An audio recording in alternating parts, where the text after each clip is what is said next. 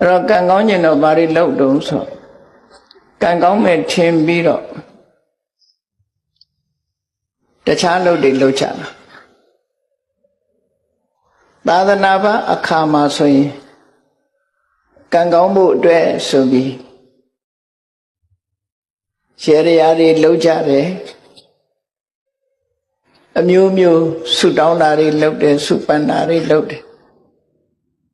အဲ့ဒါတွေလုံးယုံနဲ့ကံကောင်းနိုင်သလား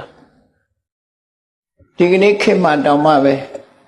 ကံကောင်းခြင်းတဲ့ပုဂ္ဂိုလ်ကလက်ကောင်းတဲ့အရာတွေကိုအဆောင်အဖြစ်အသုံးပြုနေကြသေးတယ်စဉ်းစားကြည့်ရမှာဖြစ်တယ်ကံကောင်းခြင်းတို့အဆောင်ကောင်းတွေလုပ်ကြတယ်နာမည်ကြီးဖျားပထိုးတွေတွားပြီးတော့အမျိုးမျိုးဖုံဖုံလုပ်ကြတယ်ရိစိတ်တာတို့ဆုတောင်းတာတို့ပန်းလူတာတောင်းရိုးရိုးပန်းမဟုတ်ပဲနဲ့ပြည်ရင်ဆရာညွှန်းတဲ့ပန်းမျိုးနဲ့လှူထမ်းကြတာစဉ်းစားကြည့်မယ်ဆိုလို့ရှိရင်ကံကောင်းခြင်းလို့လုပ်နေကြတာဟာဘာတွေလုပ်ကြတော့ဆိုကံကောင်းတယ်လို့ကံကောင်းလိမ့်မယ်လို့ယူဆပြီးယုံကြည်ပြီးတုံးနဲ့တူမတူတဲ့အလုပ်တွေလုပ်ကြတယ်အဲ့တော့တုံးနဲ့တူမတူဘူးဆိုတဲ့ကံကောင်းခြင်းရဲ့အကြောင်းဟာမတူညီဘူးဖြစ်နေမတူသည့်အတွက်ကြောင့်တယောက်လုပ်တာမှားရင်နောက်တယောက်လုပ်တာမှန်အလုံးအောင်မမှန်နိုင်ဘူးဖြစ်တယ်ဘာလို့ဆိုလူတိုင်းဟာကံမကောင်းကြအဲ့တော့ဘုရားဘာသာဝင်သူတော်စင်တွေအနေနဲ့ဒီကနေ့မြတ်စွာဘုရားဟောကြားဆုံးမတဲ့ပိဋကတ်3 သွဲနိကေ9ပြာဓမ္မခဏပေါင်း8400ဆိုတာညမပြေမှာထင်ရှားရှိတော့မှဖြစ်တယ်မိမိတို့ကိုယ်တိုင်လည်းဘုရားသရဏဂစ္ဆာမိဓမ္မသရဏဂစ္ဆာမိဆိုပြီးဘုရားတရားတန်ခါရဏ3ပါးကိုစိတ်ကကိုးကွယ်နေကြတဲ့ပုဂ္ဂိုလ်တွေဖြစ်တယ်ဖြစ်ပြီးသည့်အတွက်ကြောင့်ကံကောင်းခြင်းဘာလို့ရမလဲမြတ်စွာဘုရားဘာတွေဟောထားတယ်ဆိုတာသိရှိနားလည်ဖို့အမှန်တမ်းအရေးကြီးအဲ့ဒါမသိပဲနဲ့မှန်းပြီးတော့ကံကောင်းလို့ကံကောင်း냐အဆောင်ကောင်းတွေရှာပြီးတော့လုပ်နေကြတာတကယ်ရောကံကောင်းနိုင်သလားကံကောင်းလို့ရှိရင်တော့မဆိုးဘူးပေါ့သို့တော်တကယ်ကံကောင်းနိုင်သလားဆိုတာဘဝမှာအာမခံချက်ပေးနိုင်တယ်ရှိမရှိအသိဉာဏ်နဲ့ဆုံးဖြတ်ကြအောင်ဖြစ်တယ်ဆိုတော့ကံကောင်းခြင်းနဲ့ကံကောင်းရင်အဆောင်ကောင်းလေးဆောင်လိုက်ရင်ကံကောင်းလာမယ်လို့ထင်ကြတယ်တော်များများအဆောင်ကောင်းလေးဆောင်တာနဲ့ကံကောင်းနိုင်ပါမလားဆုတောင်းကြတယ်ဆုတောင်းရုံနဲ့ကံကောင်းနိုင်ပါမလားအဲ့တော့ဒီအဆောင်ကောင်းကိုဘယ်သူကပေးတာတုံးဆိုပေးတဲ့ဆရာလည်းရှိတယ်အဲ့ဒါဆိုလို့ရှိရင်သူကရောပေးတဲ့လူကရောတကယ်ကံကောင်းနေသလားမေးဖို့လိုတယ်လေအဆောင်ကောင်းတွေပေးတဲ့ပုဂ္ဂိုလ်ကရောတကယ်ကံကောင်းသူဟုတ်ကလားနော်ဆစ်ဆရာကိုယ်တိုင်ကတည်တတ်တယ်ဆိုရင်သူကမသေးအောင်ကုနိုင်တယ်ဆိုတာဖြစ်နိုင်ပါမလားဖြစ်နိုင်ဘူးလေအဲ့တော့အဆောင်ပေးတဲ့ပုဂ္ဂိုလ်ကိုယ်တိုင်ကရောကံကောင်းနေသလားဆိုစဉ်းစားဆုတောင်းရုံနဲ့ကံကောင်းနိုင်သလားလို့ဆိုတာစဉ်းစားကြည့်မယ်ဆိုသူလည်းဆုတောင်းမှာပဲငါလည်းဆုတောင်းမှာအဲ့တော့ဆုတောင်းလို့ကံကောင်းမယ်ဆိုလူတိုင်းကံကောင်းကြမှာပဲဒါအားလုံးကဆုတောင်းကြမှာပဲဟောမြတ်စွာဘုရားဟောထားတဲ့မဂ္ဂင်၈ပါးတရားဆိုတာနိဗ္ဗာန်ထိအောင်ပို့ဆောင်နိုင်တဲ့စွမ်းရည်တတ္တိရှိတယ်လူလောကမှာလည်းပဲကံကောင်းမှုအတွက်ထောက်ကူတွေအများကြီးဖြစ်စေတယ်ဒီလိုဆိုလို့ကံကောင်းမှုဆိုတာအလွယ်လေးနိဗ္ဗာန်ရဖို့သာခက်တာနိဗ္ဗာန်တောင်ပို့ဆောင်နိုင်တဲ့အကြောင်းတရားသည်ကံကောင်းမှုဆိုတဲ့အကျိုးလောက်ကတော့အသာလေးဖြစ်နေပြုလုပ်တာတမွေးဝမ်းကြောင်းလုပ်တာကြိုးစားတာအထောက်တာတတိရှိတာစိတ်တည်ငြိမ်မှုရှိတာဒါတွေကဒီ၈ခုနဲ့ဖွဲ့စည်းထားတာကိုမက္ခလမ်းကြောင်းလို့ဆိုလို့ရပေါ့အဲ့ဒီလမ်းကြောင်းကြီးကနေသွားရမယ်လို့လောကမှာတဏှာဥက္ကတောင်လွတ်စေတတ်တဲ့ဒီလမ်းကြောင်းဟာကံကောင်းဖို့ရာအတွက်ကတော့အသာကလေးဖြစ်နိုင်တဲ့လမ်းကြောင်းပဲလို့အဲ့တော့မြတ်စွာဘုရားကဒီလိုလမ်းကြောင်းဖွင့်ပြပြီးမှန်ကန်တဲ့ တရားတွေကိုအိန္ဒိယနိုင်ငံမှာလွန်ခဲ့တဲ့နှစ်ပေါင်း2600ကျော်ကဟောပြောခဲ့တယ်ဟောပြောလို့မြတ်စွာဘုရားဟောပြောချက်အတိုင်းလိုက်နာဆောင်ရွက်ကြသည့်အတွက်ကြောင့်ကံကောင်းသွားကြတဲ့ပုဂ္ဂိုလ်တွေအများကြီးကံဆိုးရာကနေကံကောင်းသွားဆိုပါစို့ပဒါစာရီအကြောင်းအလုံးသိကြတယ်သူလောက်ကံဆိုးတာပဲရှိဘူးလေသူလောက်ကံဆိုးတာပဲရှိတောကြီးမြက်မဲခရီးသွားလာတဲ့အချိန်မှာ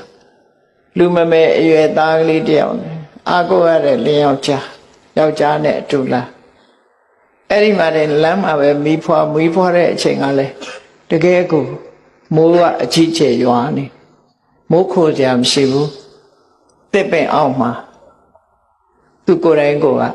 ကြောကိုမိုးဆုပ်ခံပြီးကလေးမိုးမစော့အောင်ထိမ့်သိမ်းဆောက်ရှောက်နေရတဲ့အနေအထားမျိုးစဉ်းစားကြည့်ပေါ့အဲ့ဒီအချိန်မှာချမ်းတို့မီးလုံမိုးရာအတွက်ထင်း600ဖို့ဆိုမတန်ခဲနေလေထင်းချောက်သွားခွေတာမမြင်မကန်းနဲ့မဟုတ်ကထွက်ပြီးကိုက်လိုက်တဲ့အခါသေဆုံးသွားယောက်ျားသေဆုံးသွားလူမမဲကလေးလေး2ယောက်နဲ့သူ1ယောက်ထဲတော်ထဲမှာတညလုံးအဲ့ဒီကနေပြီးတော့ကလေး2ယောက်လက်ဆွဲပြီးညကရွာထားတဲ့မိုးကအလွန်ကြီးတော့ချောင်းရည်ကကြီးနေတယ်အစိရဝတီမြစ်ဆိုတာတခဏပဲရေရှိတဲ့မြစ်ပဲအဲချောင်းရည်ကိုဖြတ်ကူးတဲ့အခါမှာလူမမဲသားကလေးကိုပွေ့ချပြီးဟိုဘက်ရောက်အောင်ပို့ပြန်လာတဲ့အချိန်မှာမွေးပြီးကစားကလေးဆိုနီရဲသေးသေးလေးတားတဲ့ထင်ပြီးတော့စွန်ကဝဲနေရကနေထိုးဆင်းပြီးတော့ချီတယ်ကိုကလည်းမြစ်လက်ကောင်ရောက်နေပြီဆိုတော့မောင်းမွေရခက်သွားအဲ့ဒီမှာអော်ပြီးတော့မောင်းရကနေဟိုတစ်ဖက်ကမ်းမှာစောင့်နေတဲ့သားသူခေါ်တဲ့ထင်ပြီးရေတဲ့အဆင်းလိုက်ရေတဲ့ပါသွားလမ်းမှာအာကိုရမဲ့သူ့ရဲ့အမျိုးသားသိဆုံးသွားတယ်စိတ်နှလုံးဖြည့်ပေးနိုင်တဲ့သားလေး2ဦးကလည်းပဲတဦးကစွန့်ချီသွားပြီတဦးကရေထဲပါသွားတယ်သူတယောက်တည်းရှိသွားလူဘဝကြုံရတာတွေကိုပြောပြတာနော်ကိုယ်တိုင်ခံစားရရင်ဘယ်လိုနေမလဲစဉ်းစားကြည့်အဲ့ဒီတော့သူ့ဘဝမှာခံစားလို့စိတ်ဖြည့်စရာဆိုလို့အိမ်မှာအမေရဲ့ဖေးရဲ့မောင်လေးရဲ့ရှိသေးတယ်အာကိုရကြီးနဲ့တာဝတိမြို့သို့တော့လမ်းမှာတွေပဲသတင်းဆိုကြားရတယ်ညကလေကြီးမိုးကြီးကြပြီးတိုက်ပြိုကြလို့အမေလည်းဆုံးအဖေလည်းဆုံးမောင်လေးလည်းဆုံးဆိုတဲ့သတင်းကြားကဲယနေ့မှာဆုတ်တက်သွားပြီးသူဟာတောကဖြစ်သွားအဲ့ဒီတောကကြောင့်ယူသွားတာတောကုံမတ္တကလို့ခေါ်တယ်တောကကြောင့်ယူတာတိကျပြလို့ယူတာမဟုတ်ဘူးတောကကြောင့်ယူသွားတဲ့ပဒါစာရီဟာမြတ်စွာဘုရားနဲ့တွေ့တဲ့အခါမှာပြေချောင်းမြတ်စွာဘုရားမြင်လိုက်တာနဲ့မြတ်စွာဘုရားနဲ့အခုလိုဒီလိုတရားပွဲကြီးထဲမှာသူကရောက်လာပြီးဘုရားရှိအနာထီအောင်ရောက်လာတော့လူတွေကမဝင်ဖို့တားတယ်ဒါပေမဲ့လို့သူကဘုရားနာထီရောက်လာအဝတ်ကမပါဘူးမြတ်စွာဘုရားကကရုဏာတရားမေတ္တာတရားအကျဉ်းမေတ္တာဖြန့်ကျက်ထားတဲ့နှလုံးသားရှိတဲ့စကားနဲ့တတိထားပါလို့ပြောလိုက်တဲ့စကားနားထဲဝင်သွားတဲ့အခါသူတောကလေးဟာရော့ကျသွားအဲ့ဒီအချိန်မှာတတိပြန်ရလာလို့လောကကြီးမှာရှိသမျှနေရာတွေအားလုံးနဲ့လူမျိုးလုံးနဲ့သက်ဆိုင်တဲ့ဆိုတဲ့မြတ်စွာဘုရားရဲ့စကားရှင်းပြတဲ့တရားစကားကိုနားထောင်ရင်အသိဉာဏ်တွေဖြစ်လာတယ်ဟုတ်တာပဲငါတယောက်တည်းမှမဟုတ်တာတလောကလုံးဟာအိုခြင်းနာခြင်းသိခြင်းဆိုတဲ့ဆင်းရဲဒုက္ခတွေကြုံတွေ့နေကြတာ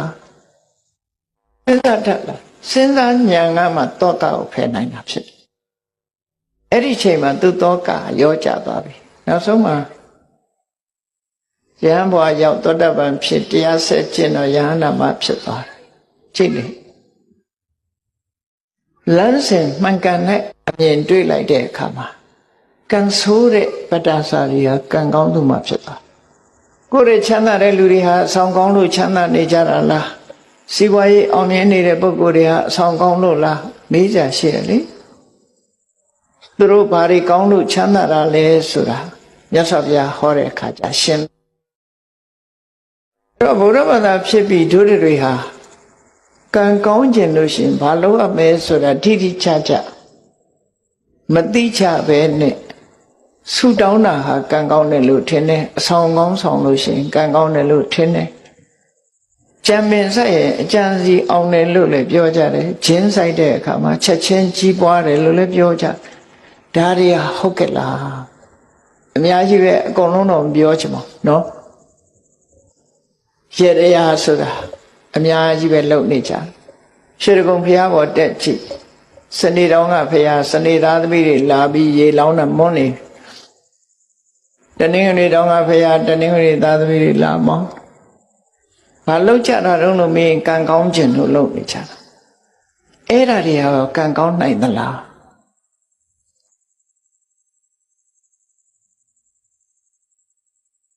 အဲ့တော့တေချာစဉ်းစားတတ်ဖို့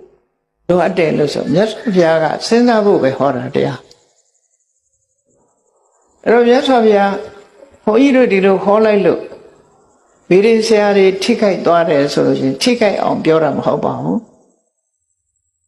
ထိခိုက်အောင်မပြောယုံတဲ့လူတွေကတော့ရှိမှာမြတ်စွာဘုရားပွင့်လို့ထိခိုက်သွားတဲ့လူတွေလည်းရှိတာစီးပွားတိုးတက်ပါရစေစီးပွားရေးကောင်းပါရစေနဲ့ဆုတောင်းနေလို့မရပါဘူးဒါဘုရားဟောတာပဲနော်စီးပွားဥစ္စာတိုးတက်ခြင်းစီးပွားဥစ္စာတိုးတက်တဲ့နိလန်းကိုမြတ်စွာဘုရားဟောထားတယ်ဘာဟောထားလဲဥဋ္ဌာဏတမ္မရာလုံလဝိရိယနဲ့ပြည့်စုံရမယ်အရခတမ္မရာကိုရှာထားတာအလေလွတ်မရှိအောင်ထိမ့်သိမ်းတတ်ရမယ်သမဇီဝိတာမြတ်မြတ်တရသမွေးထားရမယ်ကလျာဏမေတ္တာမိကောင်းဆွေကောင်းရှိရမယ်အဲ့ဒါဒီဘဝမှာစီးပွားဥစ္စာတိုးတက်ခြင်းအကြောင်းလေးလို့ဒီလိုပဲဟောတာအဲ့ထက်ပဲရေတရားခြေရမယ်လို့မပါဘူးနော်အဆောင်ကောင်းဆောင်ရမယ်လို့မပါဘူးဆိုလိုတာကမြန်မာပြည်မှာဗုဒ္ဓဘာသာလို့သာဆိုသေးတာခဏိချိန်ထိကောတုဟလမင်္ဂလာဆိုတာတွေကမပြောက်သေးဘူးဘယ်နာဒီအစွမ်းတကူရှိတဲ့ပုဂ္ဂိုလ်ပေါ်တယ်ဆိုသွားကြပြီလောက်ကြပြီနော်အဲ့ဒါတွေကမှန်သလားသွားလှူခြင်းတော့လှူပါမလှူပါနဲ့လို့တော့မပြောလို့ဘူးအမှားမှန်ကိုတော့သိဖို့ပြောရမှာဖြစ်တယ်ပေါ့နော်အမှားမှန်ကိုသိဖို့လိုတယ်ကိုလုပ်တဲ့အလုပ်ဟာမှားမှန်ကိုသိဖို့လိုတယ်မှန်မှန်သိရင်တော်ပြီလှူတာကိုယ်သဘောမှားမှန်သိဖို့လိုတယ်သို့တော့အမှားကိုအမှန်ထင်နေတာတမ္မာဒိဋ္ဌိမဟုတ်ဘူးအဲ့ဒါကြောင့်ဒီကနေ့ထိအောင်ရန်ကုန်မြို့ပါပန္နတော်ပြောပါဦးရန်ကုန်မြို့ကရွှေတကုံသွားကြည့်နော်ဒီကနေ့ထိအောင်ဂျိုးပြေနံပြေတွေနဲ့လှုပ်နေကြတော့မှရှိသေးတယ်အဲ့ဒါဘုရားဘာသာရဲ့အသင်္တရံမဟုတ်ပါဘူးအဲ့တော့မြန်မာနိုင်ငံကလူတွေဟာဘုရားဘာသာစစ်ဖြစ်တဲ့ပုဂ္ဂိုလ်ရှိကောင်းရှိနိုင်တော့လေလူတိုင်းဟာဘုရားဘာသာစစ်မဖြစ်သေးဘူးလို့ပဲပြောရမှာဖြစ်တယ်နော်ဘာကြောင့်လို့ဆိုတခြားနိလန်းတွေပေါ်မှာဆွဲလန်းမှုယုံကြည်မှု superstition လို့ခေါ်တယ် superstition ဆိုတာဆွဲလန်းနေယုံကြည်မှုတွေအဲ့ဒါမြန်မာပြည်မှာဘုရားဘာသာလို့သာဆိုတယ် superstition တွေများကြီးဆွဲလန်းမှုတွေများတယ်ကိုလုံးလာတဲ့လုပ်ငန်းတစ်ခုပေါ်မှာဆွဲလန်းနဲ့လုပ်နေကြတာဖြစ်တယ်အဲ့ဒီအဆွဲလန်းကင်းသွားမှဘုရားဘာသာအစစ်ဖြစ်မှာနော်ဒါကြောင့်မို့တရားဓမ္မအရာအဆွဲလန်းမထားပဲနဲ့ကြိုးစားအထောက်ဖို့ဒါပဲပြောချင်တာမှဒီမှာဒါကြောင့်မို့တော့ဒါတော့လမ်းစာလေးတွေဖော်ပြောတာနော်လမ်းစာလေးဖော်ပြောတာဒီကံကောင်းခြင်းလို့ရှိရင်စိတ်ထားကိုပြန်ကံကောင်းခြင်းအဆောင်ရှာရမှာအဆောင်ရှောက်ဆောင်ရမှာမဟုတ်ဒီနာကဘုရားဘာသာနိုင်ငံတနိုင်ငံဖြစ်တဲ့ဗမာတွေကခေါ်တော့ယိုရီးယားလို့ခေါ်တယ်ထိုင်းနိုင်ငံအဆောင်ကိုအလုံးကိုမမောတယ်ဗမာပြည်တဲ့ဆိုးတယ်သူကဘုန်းကြီးတို့စီတောင်ရောက်လာတယ်ထိုင်းနေတခါရောက်လာပြီးမလုပ်လဲခေါင်းလေးထိုးပြီးခေါင်းပုတ်ခိုင်းတာ နာနာရိုက်လိုက်ရင်တော့မှတ်ကောင်းမှတ်သွားလိမ့်မယ်ခေါင်းပုတ်လိုက်တာနဲ့သူက blessing ပေးတယ်ဆိုပြီးကျင့်တတ်ခေါင်းပုတ်ခံရတာဘာကျင့်တတ်เสียခေါင်းကိုယ်ကောင်းလာပုတ်တယ်ဆိုဘယ်ကျင့်တတ်เสียခေါင်းနော်သူရစီနဲ့ခေါင်းဖြန်းနဲ့ရိုက်လိုက်ရင်သဘောတွေကိုကြတပြေကကလေးနဲ့သာရေပက်လိုက်မယ်ဆိုရင်ပုဂ္ဂိုလ်သဘောကြကံကောင်းသွားတယ်လို့စိတ်ထဲမှာထင်တယ်အာမကိုလောက်ပါဘူးအာမကိုလောက်ဘူးဘုရားဘာသာဆိုပြီးတော့အဲ့ဒါတွေအာမကိုသိမ့်ဘူးလို့ပြောချင်တယ်နော်ဘုန်းကြီးတို့ဟောထားတဲ့ဒီသာသနာနဲ့အစွမ်းတကူများဆိုတရားနာဘူးတဲ့လူလည်းရှိကောင်းရှိတယ်အစွမ်းတကူနဲ့သာသနာဆိုတဲ့နေရာအစွမ်းတကူဆိုတာမရှိဘူးတော့မဟုတ်ရှိအာကိုလောက်တဲ့အစွမ်းတကူမဟုတ်စွမ်းတကူအာကိုလောက်တဲ့အစွမ်းတကူဟာကိုယ်ထဲမှာပဲရှိကိုယ်ထဲမှာပဲရှိကိုယ်ရင်မှာပဲရှိအဲ့ဒါလည်းပြောကြတာပဲ we are our own architect ကိုယ်ကိုယ်တိုင်ပြုပြင်မှရတယ်ကိုယ့်ရဲ့ architect ကကိုယ်ပဲဖြစ်တယ်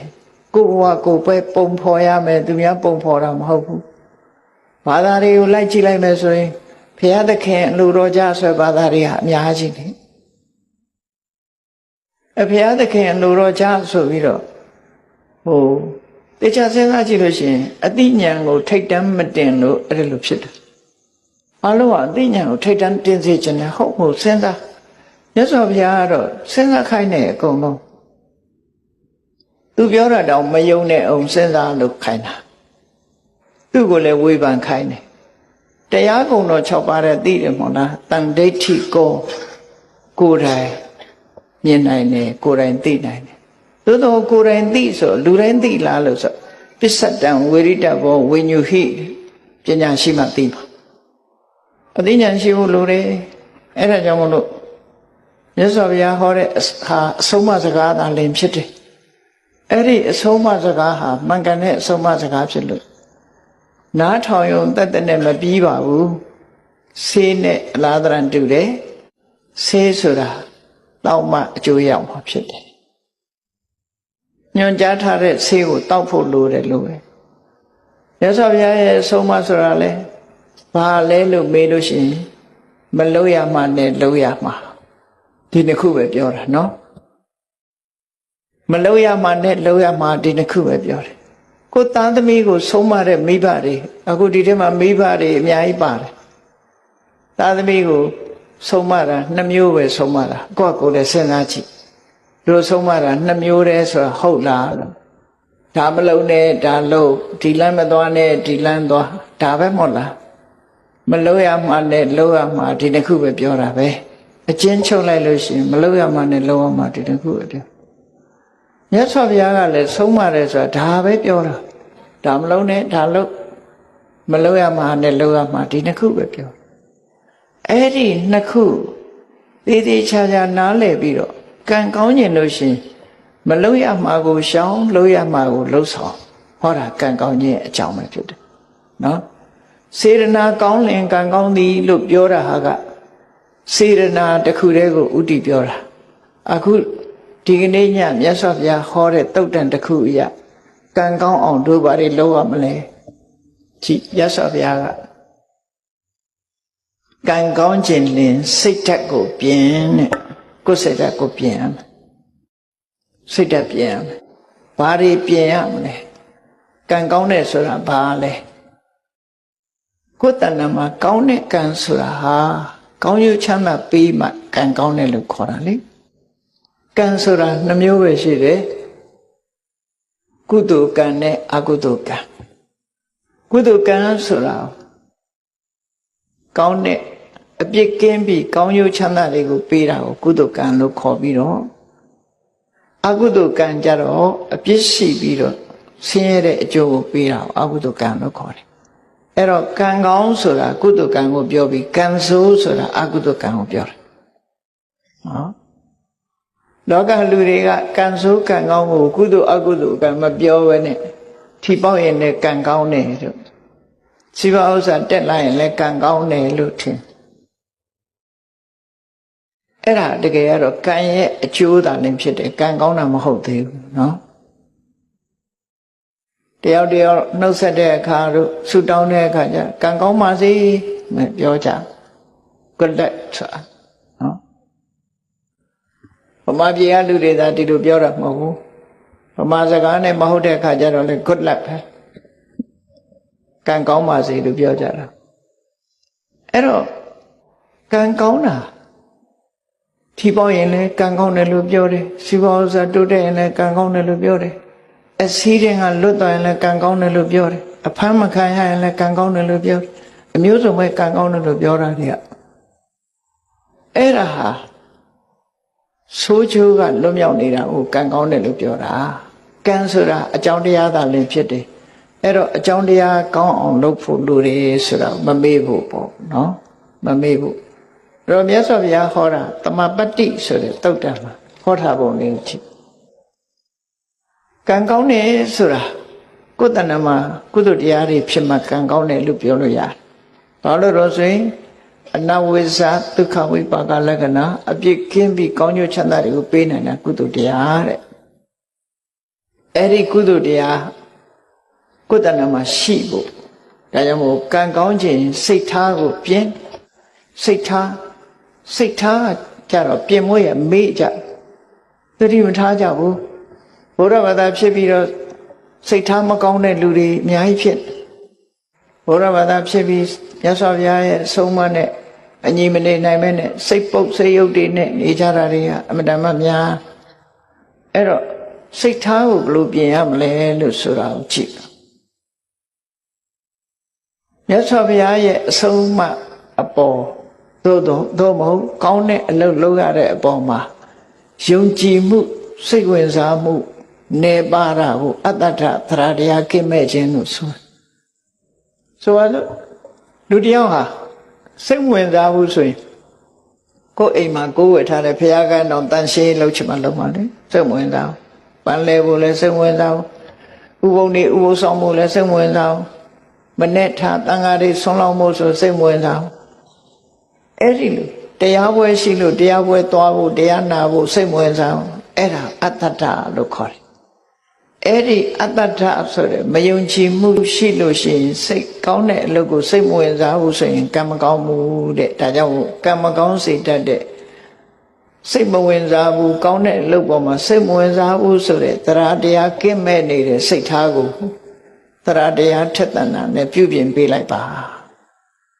စိတ်မဝင်စားရင်စိတ်ဝင်စားအောင်လုပ်ပါဘယ်ဆရာတော်တရားဟောမြတ်စွာဘုရားတရားတွေကပဲဟောကြမှာပဲဖြစ်တယ်သွားပြီးတော့တရားနာပါနာပြီးတော့တရားနာမယ်အတိညာတိုးအောင်နာမယ်ရေရမောရလို့ဆိုတဲ့အတွေးတွေနဲ့မတွေးပါနဲ့ဘယ်တရားပွဲကရည်ရတယ်ဘယ်တရားပွဲကတော့ငိုက်တယ်ဆိုတာမျိုးတွေမဖြစ်စေတရားနာတယ်ဆိုတာဘာအတွက်နာအတိညာရဖို့နာအနုဆိုလကအညောင်းခံပြီးဘာလို့လာငုတ်တုတ်ထိုင်မလို့အတိညာရမှတန်ဖိုးရှိတော့ဘောဒါကြောင့်မို့မယုံကြည်မှုဆိုတဲ့တရားတရားကင်းမဲ့တဲ့စိတ်နေသဘောတရားကိုယုံကြည်မှုဆိုတာကိုယ်စိတ်ဓာတ်နဲ့ယုံကြည်မှုဆိုတဲ့စိတ်ထားပဲရောက်အောင်ပြုပြင်ပေးရမယ်ဒါတစ်ချက်အာဟိရိကာဆိုတဲ့လောကလူတွေဟာမဟုတ်တာလုပ်ရမှာမရှက်ဘူးမဟုတ်တဲ့အလုပ်ကိုမယုံမုန်းဘူးအဲ့ဒီမဟုတ်တဲ့အလုပ်ကိုမယုံတဲ့အာဟိရိကဆိုတဲ့စိတ်သဘောထားကိုပြင်လိုက်ပါမဟုတ်တာလောက်ရမှာရှက်တယ်မဟုတ်တာလောက်ရမှာယွန်းတယ်မကောင်းမှုအကုသိုလ်ဆိုတာလူသိမသိဒီအလုပ်ဟာငါလူမလုပ်ဘူးဆိုပြီးတော့ယွန်းမုန်းတယ်ဆိုတဲ့ဟိရိစိတ်ထားမျိုးရောက်အောင်ပြင်မှာအရှက်မဲ့တဲ့စိတ်ထားမျိုးမထားပါနဲ့အရှက်ရှိတဲ့စိတ်ထားမျိုးထားပါအနုတ္တပမဟုတ်တာလောက်ရတာမကြောက်လန့်ဘူးဖြစ်ပေါ်လာမဲ့ဒုက္ခတွေကိုခရီးမဆိုင်ဘူးဒီဘဝဒီကိုယ်ဆံဟိုဘဝဟိုကိုခံလိုက်မယ်ဆိုတဲ့အတွေးတွေနဲ့မကြောက်ဘူးမကောင်းတဲ့အလုပ်ကိုလက်ရဲဆက်ရဲလုပ်တယ်ဆိုတဲ့အနုတ္တပပိုးဖလံဆိုတဲ့အကောင်ဟာဖျောင်းနိုင်မီးလေးထွန်းထိုင်လှတယ်ထင်ပြီးတော့မီးတောက်ထဲကိုခုံဆင်းတတ်တယ်ခုံဆင်းလိုက်တာနဲ့တပြိုင်နက်ရှဲကနေဆိုမီးလောင်တာခံအဲ့ဒီသဘောပဲအနုတ္တပရဲ့သဘော မကြောက်ဘူးမကြောက်သည့်အတွက်ကြောင့်သက်ဆုံးသွားတယ်အေးမကောင်းမှုလုပ်ရမှာမကြောက်ဘူးပတ်ဝန်းကျင်ကိုခရီးမဆိုင်ဘူး I don't care ဆိုတဲ့လူတွေပေါ့နော်ဘယ်သူမှခရီးမဆိုင်ဘူးဆိုတဲ့အဲ့ဒီစိတ်ဓာတ်မျိုးကိုပတ်ဝန်းကျင်ကိုလေးစားမယ်အမေဖေးဆရာသမားရဲ့ဂုဏ်သိက္ခာကိုထိမ့်မယ်ကိုယ်ပတ်ဝန်းကျင်ကိုလူမျိုးကိုထိမ့်မယ်ဆိုတဲ့ပတ်ဝန်းကျင်ကိုလေးစားတဲ့စိတ်ဓာတ်မျိုးထားပါပြင်ရမှာဖြစ်တယ်ပေါ့မကောင်းတဲ့အလုပ်ကိုမလုပ်ဘူး